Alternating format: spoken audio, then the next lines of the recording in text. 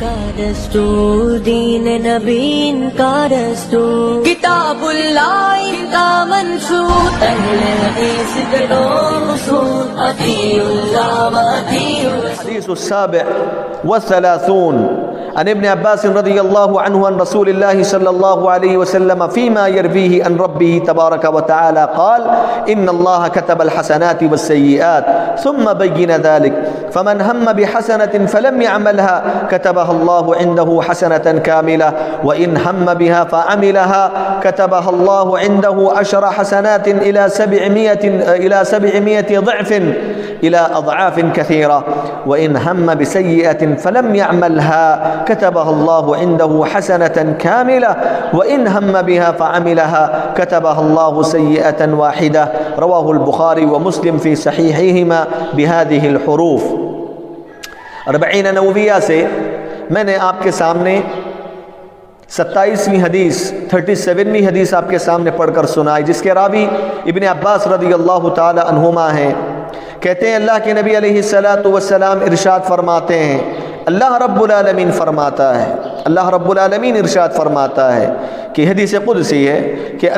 بے شک اللہ رب العالمین نے نیکیوں کو اور برائیوں کو لکھ دیا ہے۔ پھر اس کی تفصیل خود اللہ تعالیٰ نے بیان فرمائی، جو کوئی شخص کسی نیک عمل کرنے کا مکمل ارادہ کر لیتا ہے مگر وہ کسی وجہ سے اس پر عمل نہیں کر پاتا، تب بھی اللہ رب العالمین اس کی وجہ سے اپنے پاس ایک مکمل نیکی لکھ دیتا ہے۔ اور جو آدمی کسی نیک کام کرنے کا مکمل عزم و ارادہ کر لے پھر وہ اس پر عمل بھی کر لے، اس کی وجہ سے اللہ رب العالمین اپنے پاس 10 نیکیاں لکھ دیتا ہے، ایک نیکی کے بدلے 10 نیکیاں لکھتا ہے، اور یہ 10 نیکیاں 700 نیکیوں تک 700 گناہوں تک اللہ رب العالمین بڑھا دیتا ہے، اور 700 سے زیادہ اللہ تعالیٰ جتنا زیادہ چاہتا ہے اتنا زیادہ ایک نیکی کا اجر و ثواب عطا کرتا ہے۔ اور جو آدمی کسی برائی کا کرنے کا مکمل ارادہ اپنے دل میں کر لیتا ہے لیکن اللہ رب العالمین کے خاطر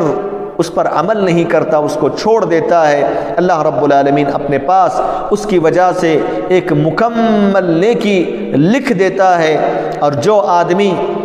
کسی برائی کا ارادہ کر لے، عزم کر لے اور اس پر عمل بھی کر لے، اللہ رب العالمین اس کی وجہ سے ایک برائی کا بدلے میں ایک برائی لکھ دیتا ہے، ایک گناہ لکھ دیتا ہے۔ صحیح بخاری اور مسلم کی یہ روایت ہے۔ حضرات اس حدیث کے راوی ابن عباس رضی اللہ تعالی عنہما ہیں، جن کا مختصر تعارف اس سے پہلے گزر چکا ہے۔ اس حدیث کے مقام اور مرتبے سے متعلق ابن بطال رحمہ اللہ کہتے ہیں، فی هذا الحدیث بیان فضل اللہ العظیم علی هذه الامة لأنه لولا ذلك كاد لا يدخل احد الجنة لأن عمل العباد للسيئات اکثر من عملهم الحسنات۔ کہتے ہیں کہ اس حدیث میں اللہ تبارک و تعالیٰ نے، یعنی اس حدیث میں اللہ رب العالمین کے فضل کو، جو اللہ تعالیٰ کا ایک عظیم فضل ہے اپنے بندوں پر، اس کو واضح کیا گیا۔ اگر اللہ رب العالمین کا فضل نہ ہو، اللہ رب العالمین کی رحمت نہ ہو، تو پھر کوئی بھی آدمی جنت میں داخل نہیں ہو سکتا، کیونکہ بندوں کی برائیاں، بندوں کے گناہ ان کے حسنات سے، ان کی نیکیوں سے زیادہ ہوتے ہیں۔ ابن حجر الحیتمی رحمہ اللہ اس حدیث کے متعلق کہتے ہیں، هذا الحدیث حدیث شریف عظیم جامع لأصناف الخیر ومقادیر الحسنات والسیئات یبین فیہ ان ربه ما تفضل اللہ به على عبیدہ۔ کہتے ہیں ابن حجر الحیتمی رحمہ اللہ کہ یہ حدیث بڑی عظیم حدیث ہے، بڑی شریف حدیث ہے، بڑی جامع حدیث ہے، اپنے اندر خیر کے جتنے بھی اصناف اور اقسام ہیں ان تمام خیر کے اصناف اور اقسام کو اپنے اندر جمع کیے ہوئے ہے۔ نیکیوں کا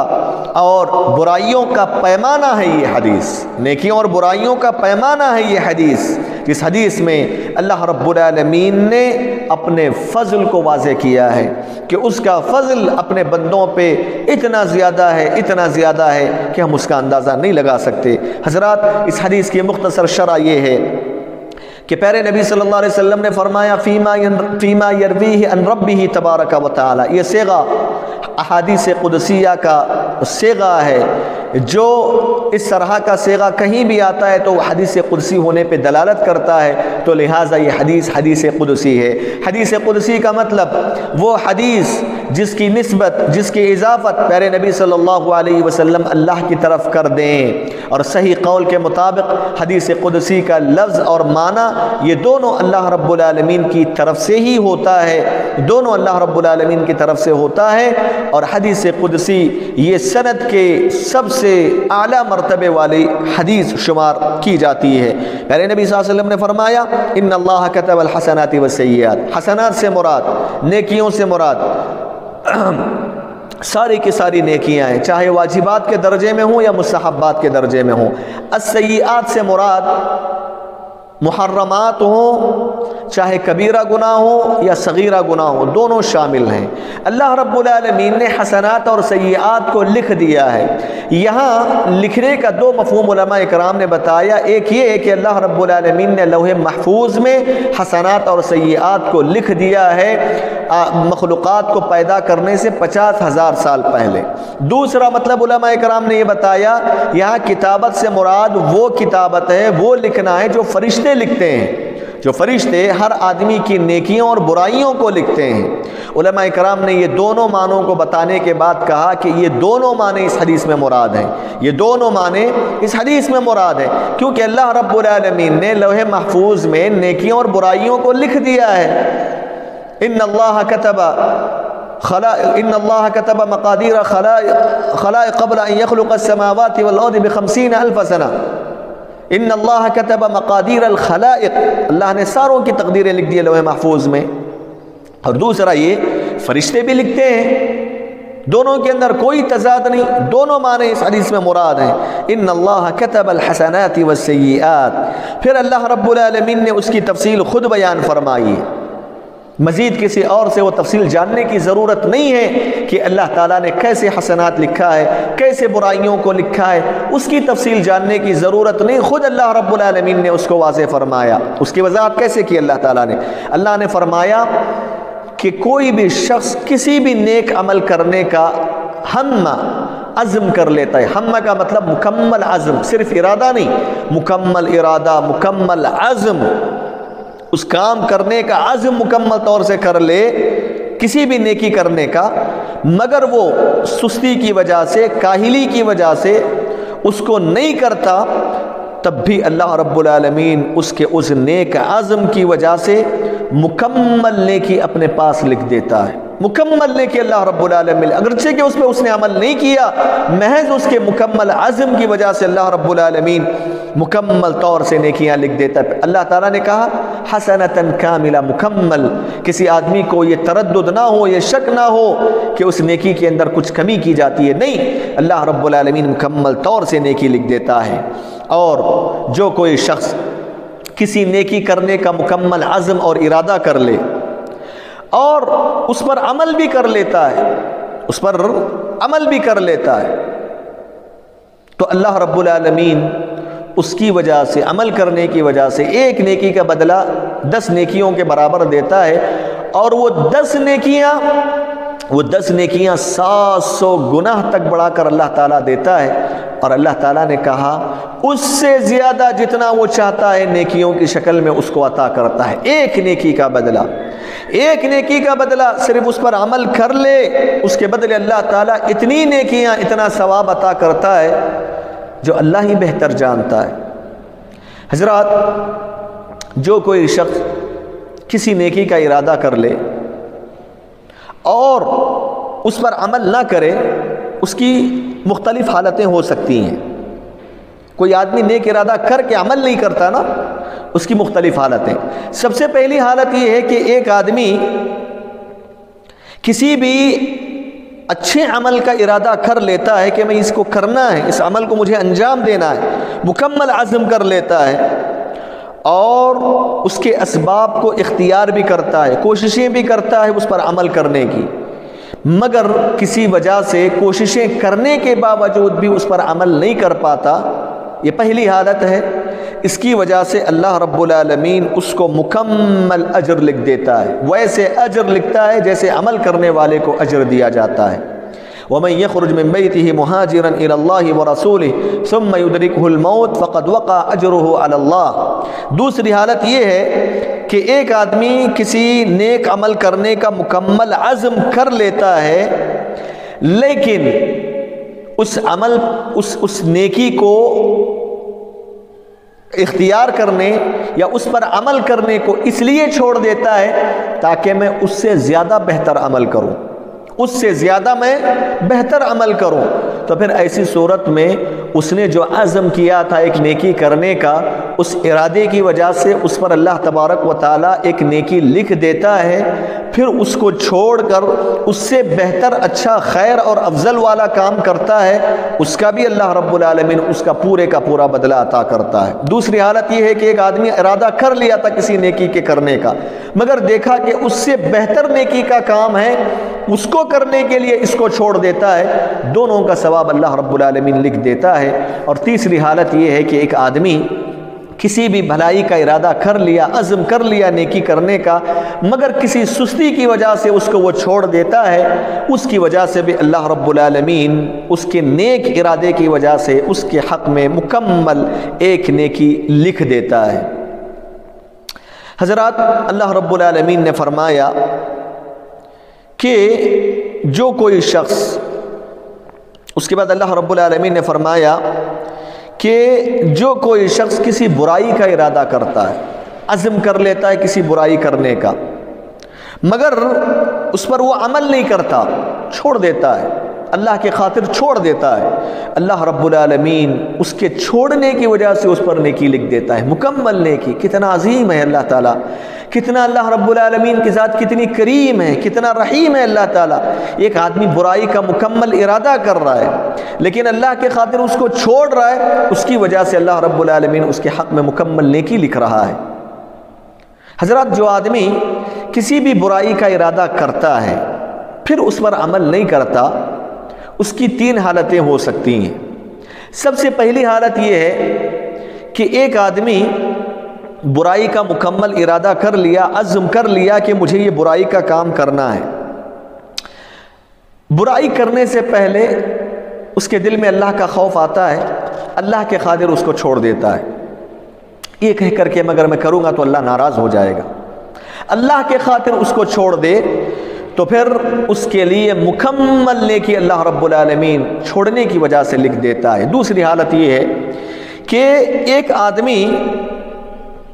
کسی بھی برائی کرنے کا مکمل ارادہ کر لیتا ہے، پھر اس برائی پر عمل کرنے کے لیے، انجام دینے کے لیے پوری کوشش کرتا ہے، پوری کوشش کرتا ہے، پوری محنت کرتا ہے، اس کے پورے اسباب اختیار کرتا ہے اس برائی پر عمل کرنے کے، لیکن آخر میں آ کر عاجز آ جاتا ہے، عاجز آ جاتا ہے، محنت کیا ہے، اسباب کو اختیار کر لیا، کوشش کیا، لیکن کسی وجہ سے عاجز آ کر کسی برائی کو چھوڑتا ہے، تو پھر اس کی وجہ سے اس کے حق میں پہلی بات تو نیکی نہیں لکھی جاتی، لیکن اس کے مقابلے میں اس پر گناہ لکھ دیا جاتا ہے، کیونکہ وہ عمل کرنے کے قائم مقام بن جاتا ہے، کسی آدمی کے برائی کرنے کے قائم مقام وہ بن جاتا ہے، کیونکہ اس نے کوشش کی، اس نے پورے اسباب اختیار کیے، اس کے باوجود عاجز آ کر وہ چھوڑ دیا، اس کی وجہ سے عاجز آنے کی وجہ سے وہ چھوڑ رہا ہے اسباب کو اختیار کرنے کے بعد، تب ایسی صورت میں ایک تو نیکی نہیں لکھی جاتی اس کے حق میں، اور الٹا اس کے خلاف اللہ رب العالمین ایک گناہ لکھ دیتا ہے۔ پیارے نبی نے حدیث میں فرمایا اذا التقى المسلمان بسيفيهما فالقاتل والمقتول في النار، جب دو آدمی ایک دوسرے کے لیے برسر پیکار ہوں تلوار لے کر،